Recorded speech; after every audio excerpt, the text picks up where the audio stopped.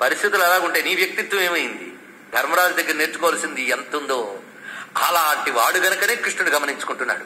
అందుకే మీరు గమనించండి, మొత్తం ధర్మరాజు దగ్గరికి అరణ్యవాసంలో మహర్షులు వస్తూ పోతూ బోల్డ్ కబుర్లు చెప్పారండి. ధర్మరాజు కూడా ఊరికినే ఎలాగో అడవిలో కూర్చున్నాను కనుక రెండు కూర్చుని ఆడుకుందాం అని తమ్ముళ్ళతో ఆడుకోలే. ఆ మహానుభావుడు ఎన్ని తపస్సులు చేశాడు, యజ్ఞం చేశాడు. అందుకే తెలివైన వాడు కాని కాలం వస్తే తపస్సుకు వినియోగించుకుంటాడు, ఎవ్వరిని నిందించడు.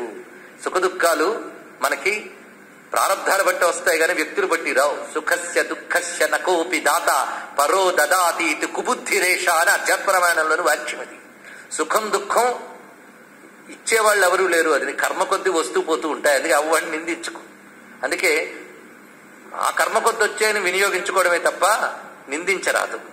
ఆ సమయంలో ధర్మాన్ని తప్పకుండా ఉండగలిగితే భగవంతుడు గమనించుకుని వాడిని రక్షిస్తాడట. అది ఎవడు ధర్మమునందు నిలబడి భగవంతుడిని పట్టుకుంటాడో వాణ్ణి భగవంతుడు పట్టుకుంటాడు. ఇదే సూత్రం, మొత్తం భారతానికి సారాంశం ఇదే.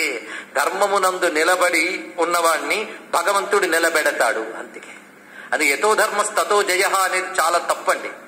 యతో ధర్మస్తతో కృష్ణ, యత కృష్ణస్తతో జయ, ఇది నిజమైనది. ఎక్కడ ధర్మమో అక్కడ కృష్ణుడు, ఎక్కడ కృష్ణుడో అక్కడ జయం. అది ధర్మంకి తనంత తాను అనుగ్రహించే శక్తి లేదు. ధర్మం ఉంటే కృష్ణుడుండి మనకు అనుగ్రహిస్తాడు.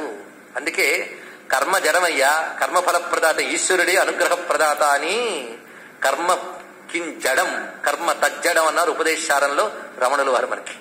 అందుకు ధర్మమునందు నిలిచిన ధర్మరాజును కనిపెట్టుకుంటున్నాడు కృష్ణ పరమాత్మ. మహర్షులందరూ కృష్ణ పరమాత్మతో సహా అడవిలో ఉన్నటువంటి ధర్మరాజు దగ్గరికి వెళ్ళారు కానీ పదవిలో ఉన్న దుర్యోధనుడి దగ్గరికి వెళ్ళలేదండి. ఇది తెలుసుకోవాలి.